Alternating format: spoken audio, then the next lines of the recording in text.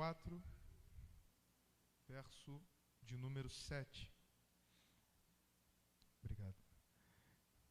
Todos acharam? Amém? Diz assim o verso 7 de Gênesis, capítulo de número 4.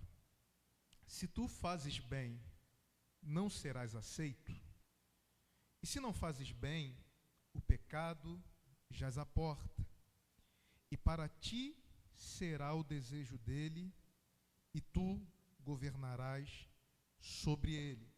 Enfatizar somente a parte A do versículo, que diz assim: se tu fazes o bem, ou em algumas versões, se tu procederes bem, não serás aceito. Amém? Podeis assentar, irmãos.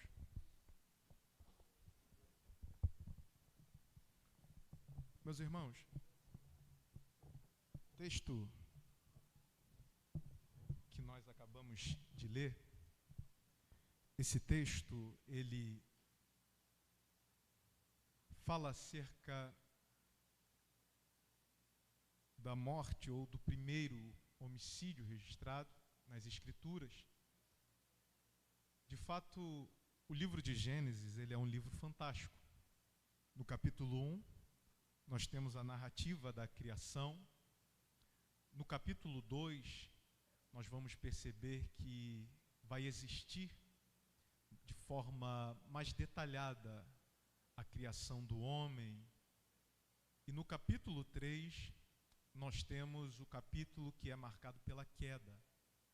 Todos nós sabemos, porque de alguma maneira já lemos, já nos deparamos com esses 3 capítulos. Segundo um rabino, ele chega a afirmar que nós, protestantes, cristãos, deveríamos dar um pouco mais de atenção ao Pentateuco, né? Porque de fato há diversos valores e princípios que são estabelecidos por Deus nos primeiros livros da Bíblia Sagrada. Ele chega a afirmar que, tendo essa leitura e dando um pouco mais de atenção, nós conseguiríamos concluir e entender aquilo que traz as páginas do Novo Testamento. O capítulo 4, ele se inicia dizendo, no verso 1, que Adão conheceu Eva, sua mulher, e ela concebeu e teve Caim. E disse: concebi um homem do Senhor. O verso 2 diz: e ela também teve Abel, irmão dele. Se você analisar o texto comigo, não precisa fazer nenhum trabalho muito apurado, mas somente numa leitura muito superficial nós vamos perceber que este texto, ele não tem por personagem principal Abel. Fazendo uma leitura do texto, em algumas versões você vai compreender comigo que o nome Caim é citado pelo menos 14 vezes só nesta primeira fase. E Abel é citado pelo menos umas 7 vezes. Então revela para nós, aqui de forma muito simples, que Caim, neste texto, é personagem principal. Segundo ponto interessante é que Caim, o seu nascimento, ele aparenta ser algo festivo ou uma celebração dentro da casa de Adão. Há diversas formas e interpretações somente deste verso 1 do capítulo 4. Mas você consegue enxergar comigo que há uma alegria que é expressa no texto quando Eva cita ter Caim. Alguns vão dizer que ela faz esta alegria e esta menção fazendo o entendimento daquilo que ela tem a sua compreensão de que este homem que agora é concebido do seu ventre é aquele que havia sido prometido no capítulo de número 3, quando Deus aparece naquele cenário de pecado a fim de trazer a condenação. Só que todos nós sabemos que de fato não era Caim. Mas a alegria de Eva por ter o seu primeiro filho fica claro no texto, E nós logo percebemos que o texto quer dar como prioridade o nascimento de Caim.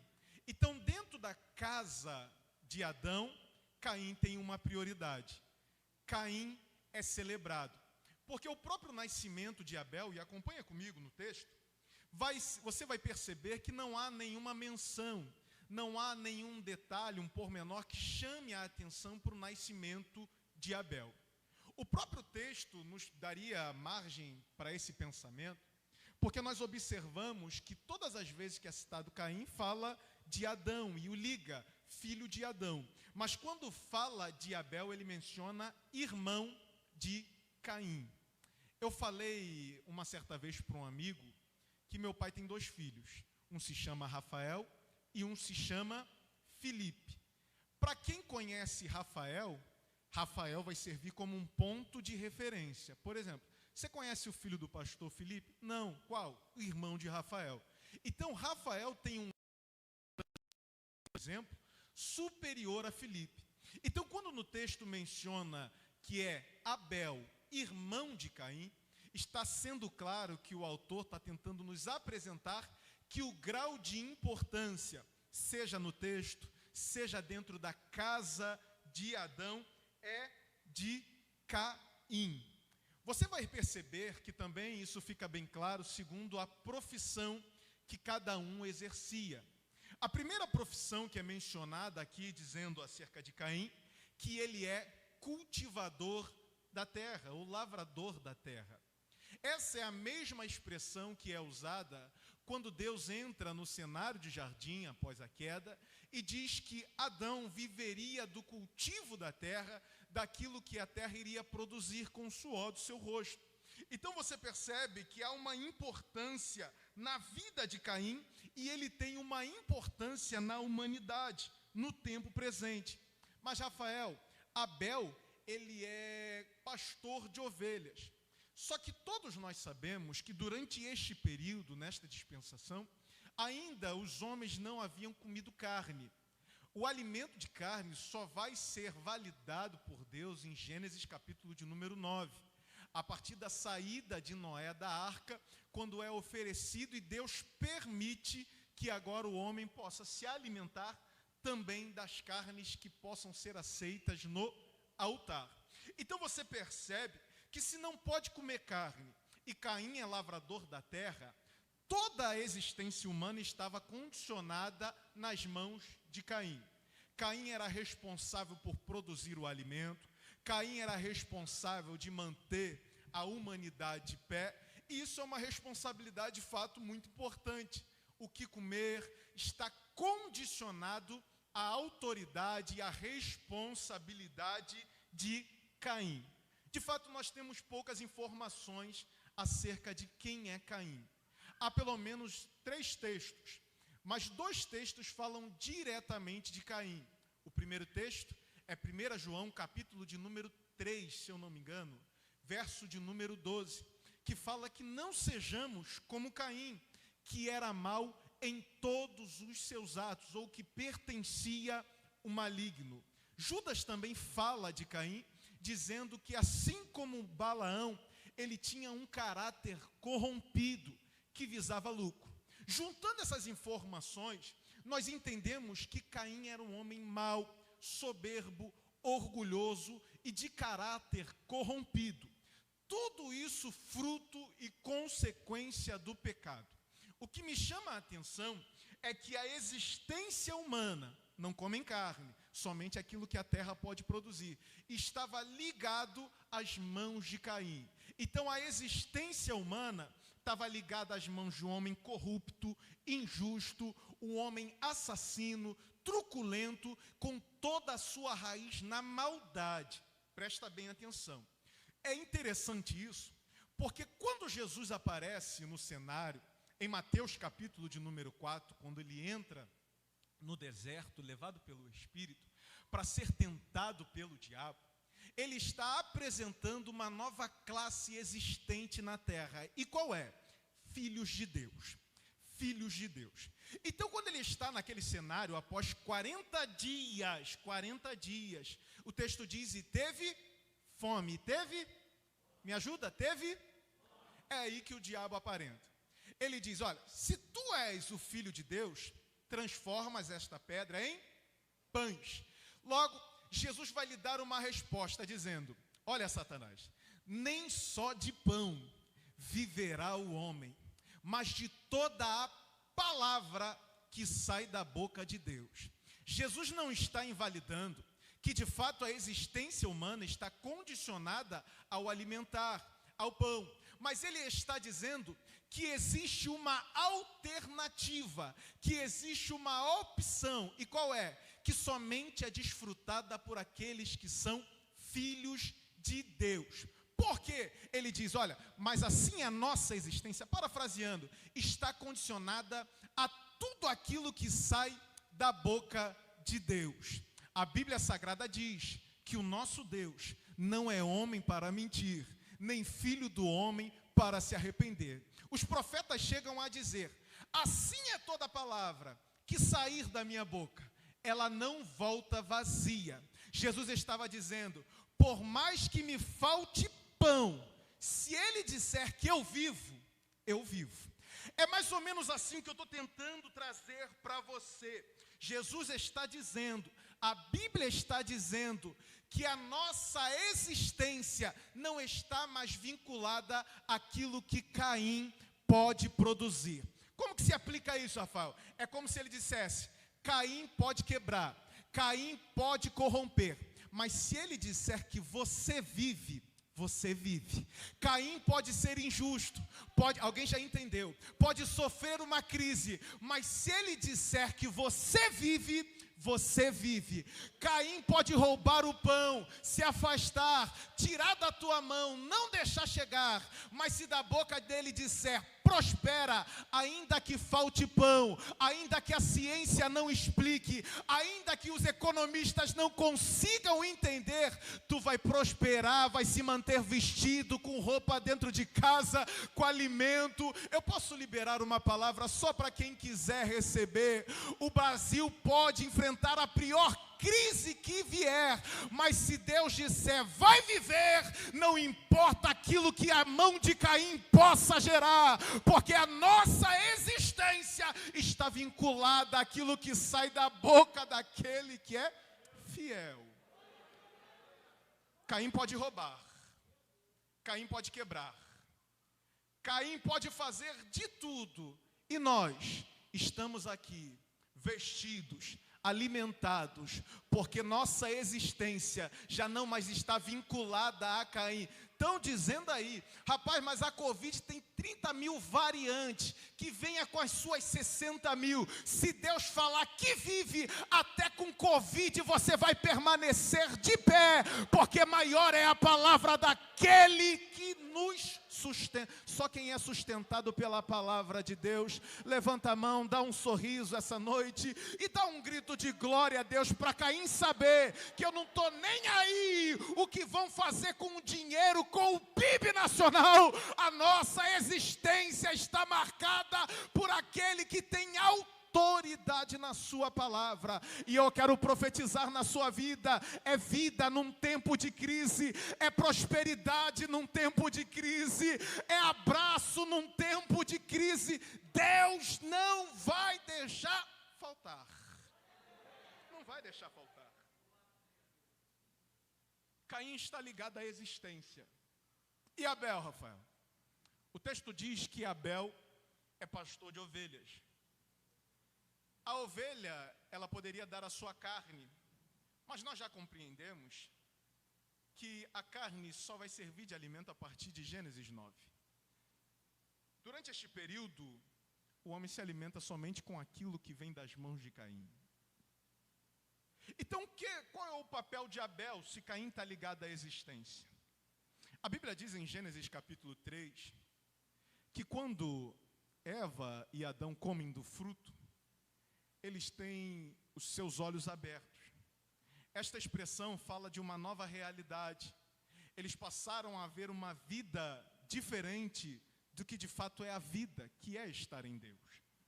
E eles têm a percepção de que estavam nus e se sentem envergonhados por este fato. O texto diz que após dar toda a condenação, eles tinham pego para si folhas de árvore. E Deus invalida. Deus diz não. O texto diz que Deus os cobre com uma veste de pele.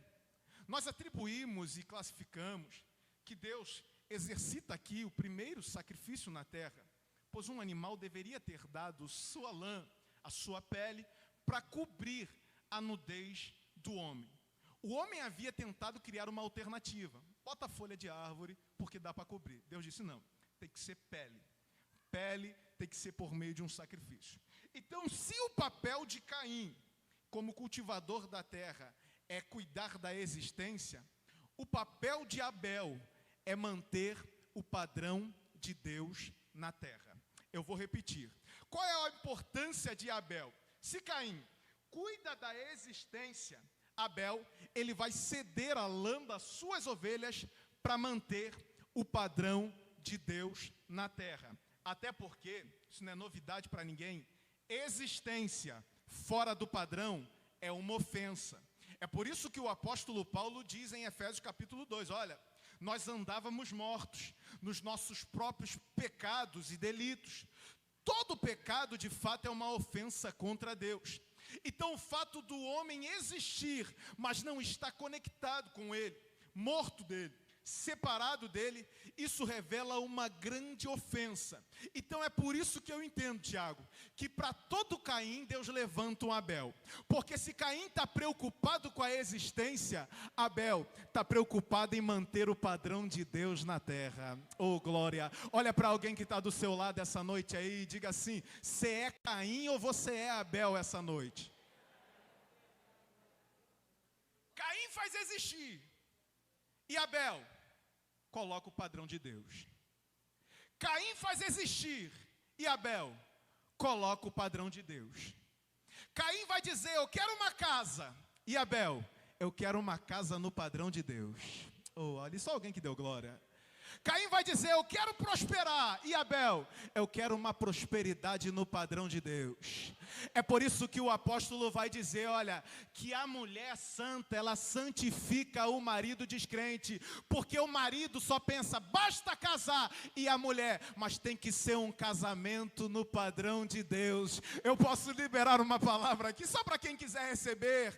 Deus te colocou lá naquele trabalho, é para manter o padrão de Deus lá dentro. Deus te colocou dentro daquela casa, é para manter o padrão de Deus lá dentro. Talvez você não está entendendo porque Deus te colocou no rodeado de tanta gente, mas é Deus dizendo, enquanto tiver um Abel de pé lá no meio, tem padrão de Deus para glorificar o nome do Senhor. Diga assim para essa pessoa que está do seu lado essa noite, diga assim para ele, diga assim, coloca o padrão de Deus naquela amizade, coloca o padrão de Deus naquela casa, diga, não precisa ninguém sair de lá, é só você colocar o padrão de Deus, que a glória do nome dele vai ser brava. É do padrão de Deus. Estou encerrando. Vem um ambiente de culto. O texto diz, e passado algum tempo. O texto diz que quando Deus ele vai se apresentar, e quando Caim e Abel apresentam a sua oferta, Deus, ele se atentou para a oferta de Abel e não se agradou. Essa expressão, ela fica um pouco vaga.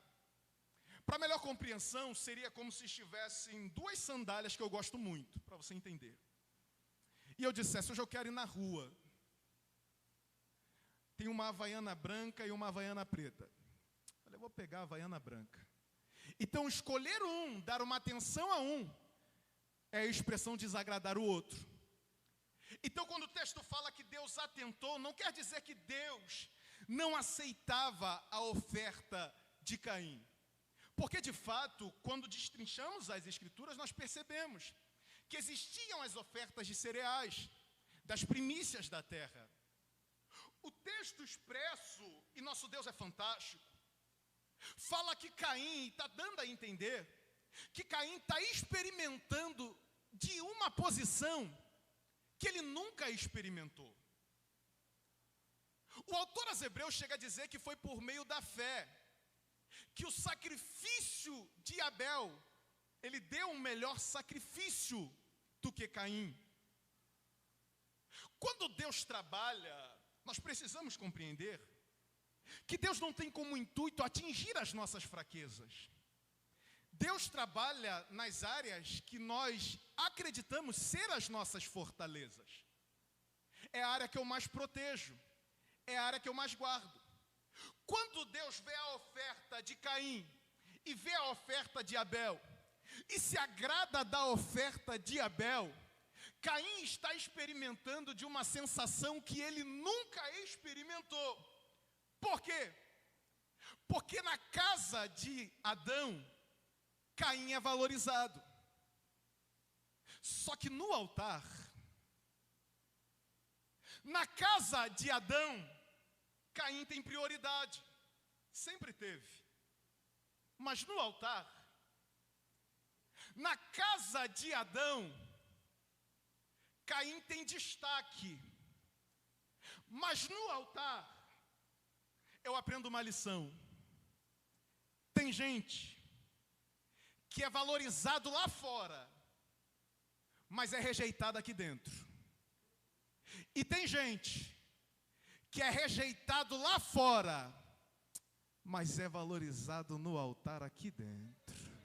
Olhe para essa pessoa que está do seu lado aí essa noite e diga assim, ó, tem uma oportunidade para você no altar. É Paulo quem diz isso. Oh, glória. Paulo diz em 1 Coríntios capítulo 1, a partir do verso 20. Ele diz, se vocês repararem, parafraseando, se vocês notarem, não são muitos sábios e poderosos que costumam se manter aqui não.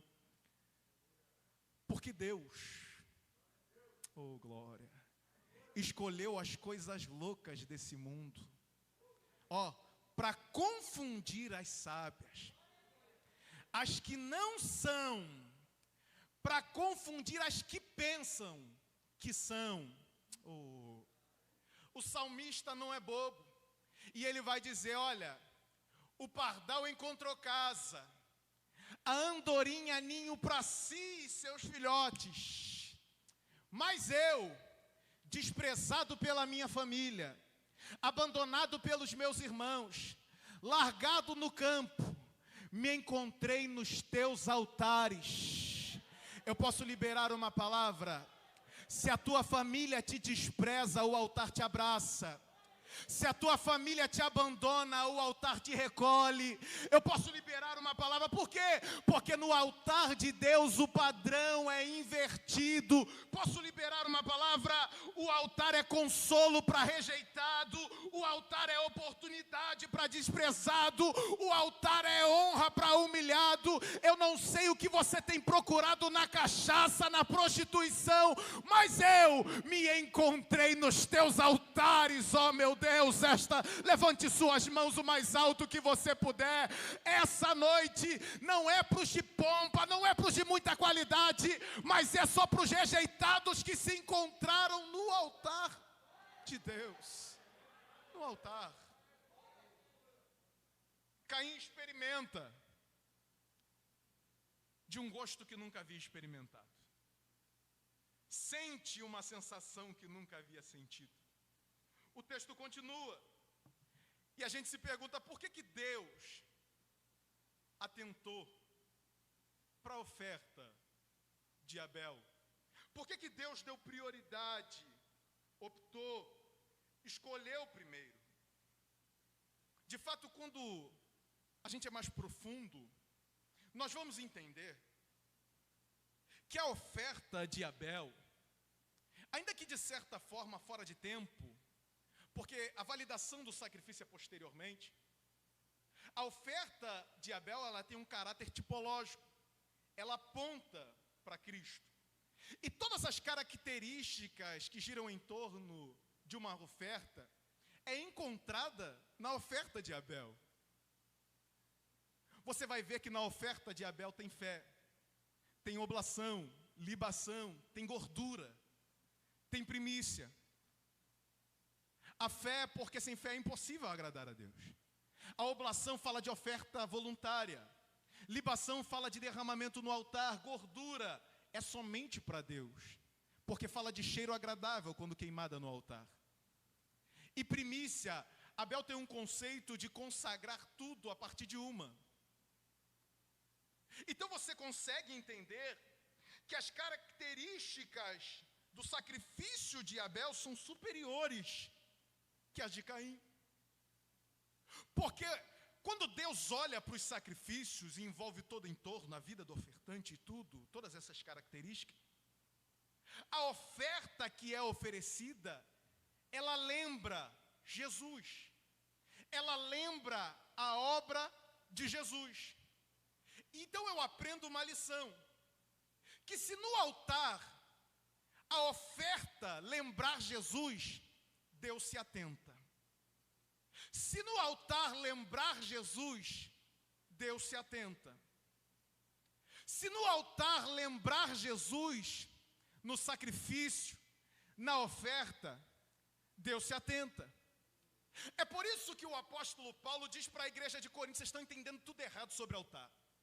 Então eu vou dizer, a igreja de Roma, ele diz: rogo-vos, pois, irmãos, que apresenteis os vossos corpos como sacrifício vivo, santo e agradável, para que experimenteis a boa vontade de Deus, que é boa, perfeita e agradável, que é o vosso culto racional. Então tudo aquilo que lembra Jesus no altar chama a atenção de Deus. O apóstolo Paulo diz: olha, sede meus imitadores, como eu sou de Cristo. Só que quando eu olho a vida de Jesus, e há um convite de Cristo, para que possamos seguir os seus passos, dizendo: olha, aquele que quiser vir após mim, negue-se a si mesmo, tome a sua cruz e siga-me. A vida de Jesus, por mais que muitas das vezes nos arranque um sorriso, uma alegria, a vida de Jesus é marcado por traições, é marcado por ofensas. A vida de Jesus é marcada por humilhações. Só que entende comigo, então, na minha pior fase, no meu pior momento, é uma oportunidade para eu me chegar até o altar. Quando eu sou traído, é uma oportunidade para eu chegar até o altar. Quando eu sou humilhado, é a oportunidade para eu me chegar até o altar. Porque presença, até Caim teve na sua oferta, mas a atenção é só para quem lembra Jesus no altar. Levante suas mãos aqui essa noite, porque você talvez está passando a pior fase da sua vida. Talvez você está passando o pior momento da sua história, e o diabo tem feito de tudo para te afastar do altar. É Deus dizendo que a sua pior fase é uma oportunidade para Deus olhar para você e se atentar para a tua história. Está dizendo, Rafael, está abandonado, vem para o altar. Está humilhado, vem para o altar. Foi traído, vem para o altar. Até porque a sensação de Caim por ter a presença não alterou momentaneamente a sua história. Mas a Bíblia diz que por ter se atentado ao sacrifício, o testemunho de Abel, mesmo que morto, ainda vive. Oh, glórias a Jesus. O que muda não é a presença, o que muda é ter a atenção de Deus. É por isso que João capítulo 4, ele diz que Deus procura adoradores que o adorem em espírito espírito e em verdade. É mais ou menos assim num culto desse domingo. Tem gente, Tiago, que está com cara amarrada, de braço cruzado, que está dizendo, veja a hora desse gritador parar de falar e sair. Mas tem gente que veio essa noite dizendo, Senhor, eu fui traído, humilhado, desprezado, abandonado, não encontrei refúgio em lugar nenhum, mas eu estou aqui para entregar tudo no teu altar. E só para quem veio entregar tudo, Deus está do alto fazendo assim para ver, ó, vai sair com a vitória essa noite, vai sair com um testemunho de vitória essa noite. Quem recebe essa palavra, quem veio para entregar tudo, eu quero lhe dar 5 segundos para você abrir essa boca cansada para glorificar ao nome desse Deus. Olha a atenção de Deus aí. Olha a atenção de Deus aí, ó. Olha a atenção de Deus aí, ó. Olha ali, ó, tem gente já com lágrimas nos olhos, chorando, mas está aqui entregando tudo no altar. É Deus dizendo, não voltarás para casa da mesma maneira, porque eu parei esta noite e estou recebendo o teu sacrifício, né?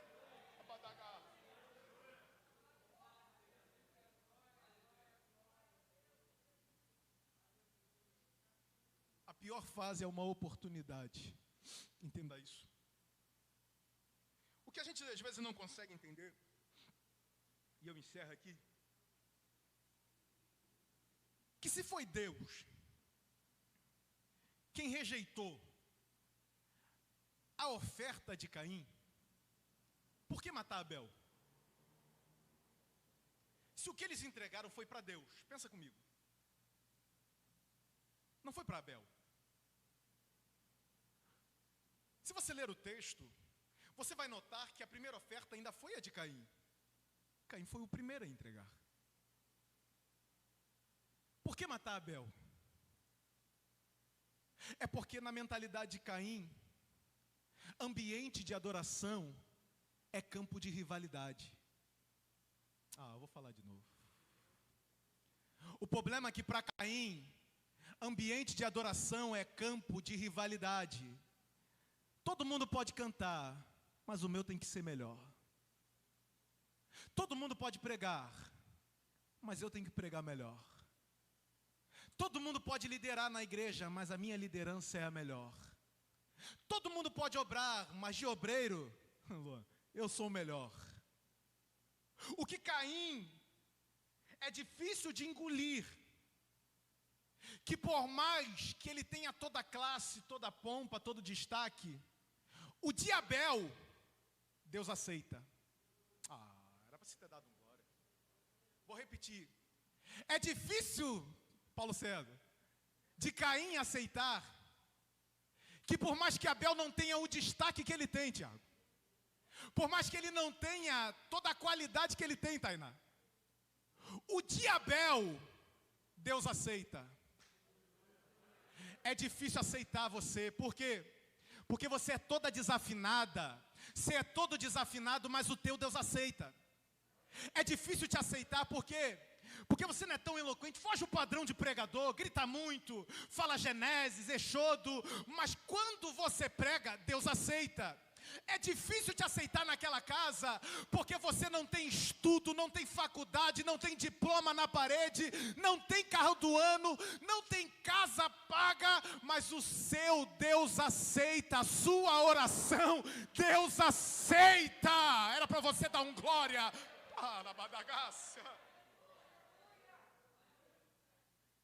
Então Caim vai matar Abel. Por quê? Porque na mentalidade de Caim, basta tirar quem foi aceito, que agora Deus aceita. A gente está vivendo a mentalidade de Caim tão viva, que para muita gente, para Deus fazer, é só trocar líder. Para Deus fazer, é só trocar o pregador, é só trocar o cantor, é só trocar o ministro, a ministra. Porque na mentalidade de Caim, se trocar, Deus aceita. Então o que ele faz? Ele mata Abel.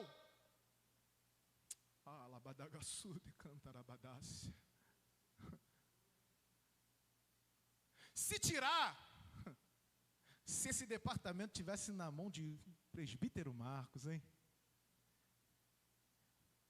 Se esse departamento tivesse na mão de outra pessoa, o negócio ia. Se essa campanha de oração, se o Tarde com Deus, né, assim, tivesse na mão de fulano, o negócio estava enchendo. Porque se eu não fizer, o negócio não anda, se não colocar outra pessoa. Só que Caim está saindo engasgado essa noite. Porque Deus está levantando-se do trono para assistir o culto de Abel nesse lugar. Que não tem o destaque de Caim, que não tem o Instagram como de Caim, que não tem os contatos de Caim, mas está fazendo de um jeito que agrada a presença, oh glória.